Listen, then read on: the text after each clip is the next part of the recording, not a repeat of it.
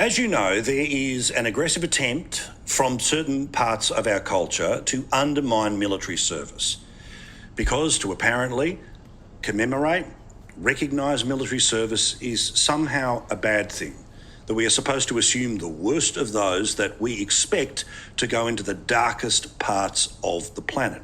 Perfect example was last week on Channel 2 when they decided to make a scandal out of what members of the SAS do in their downtime. Here's what ran on the 7:30 report. They're letting their hair down in the Grotto, their private bar next to the regiment's base in Perth. The mood appears fun and light, but there's something dark about the lyrics these soldiers are belting out.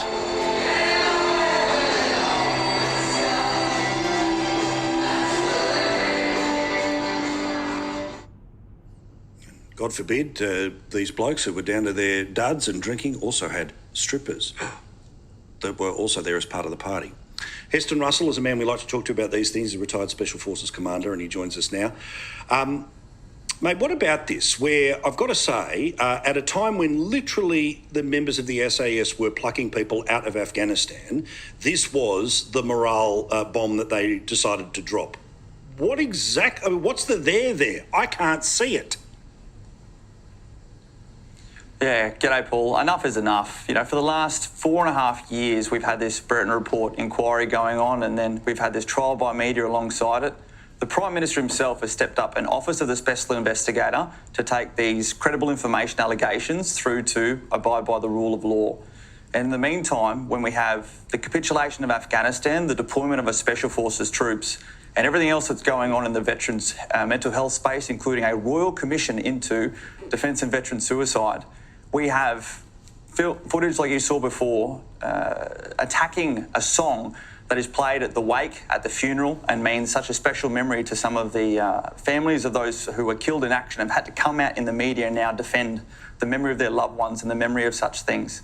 How is that at all appropriate right here and right now with everything else we have going on? Well, also, what about the hit job that was offered up on you today? I noticed in the Channel 9 newspapers suggesting that you're part of some sort of misinformation campaign with appearances on this program, this station and in other locations, and as if also this was being done for party political reasons. I'm pretty sure you've been rather critical of this particular government. So time to fess up, Heston. Are you doing this for the Labor Party? Because what's the party political bit that I'm missing here? Yeah, the most disturbing part about that newspaper article today, Paul, is that they decided to launch into an allegation about a commando who apparently confessed to executing a prisoner. Now, when the Brereton Report was released, and since then, it has only been SAS personnel who have had to then be forwarded on to the Office of the Special Investigator. I'm a commando officer, and I have kept quiet on the difference between commando and SAS, and I've stood with our Special Forces brethren. And right here and right now, we have seen reporters coming out and attacking my commando brethren because there is a crumbling narrative that is what they're trying to hold on to when the Defence Minister has come out and apologised to 13 people who have had their cases dropped. And right here and right now, the people that are caught in the middle are the veterans and their family members who can't speak out because they're not allowed to as members of the Defence Force, who won't speak out because right now what Australians are seeing on their TV is the real threat of the Taliban and organisations like ISIS-K, who people like myself who step out and say that how we used to take the fight to and kill these people are now potential targets when this world opens up again. And these veterans are the ones contacting me saying, when is this going to stop?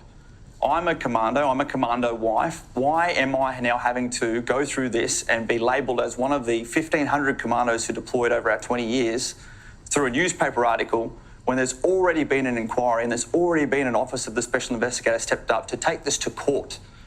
So today I wrote an email to the Defence Minister, the Shadow Minister, the Veterans Affairs Minister, the Shadow Minister, asking for them to please intervene, for media outlets to stop this trial by media because it is having a direct impact on these veterans and their families who are contacting me. And all I'm simply saying is, put it in your submission to the Royal Commission.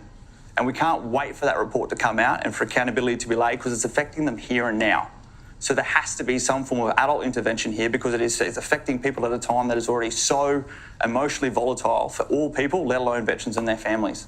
Good on you, Heston. Good on you for standing up, mate. I really appreciate it. Thank you. Well, Paul, if anyone can please support us. We We need it, mate. We need them to please go to vsf.org.au. We've stepped up this organisation. It is a recognised charity. It has its DGR status. We got it all approved last week. And we are in the process of helping veterans provide their submissions to the Royal Commission, helping veterans who are still linked in with Afghan interpreters in Afghanistan to help get them out of there.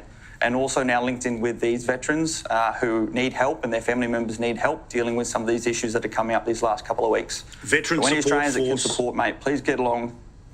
vsf.org.au. Absolutely, mate. Sorry, there's a big donate button there. Pass it around. Thank you very much, Heston. Do appreciate it as always, mate.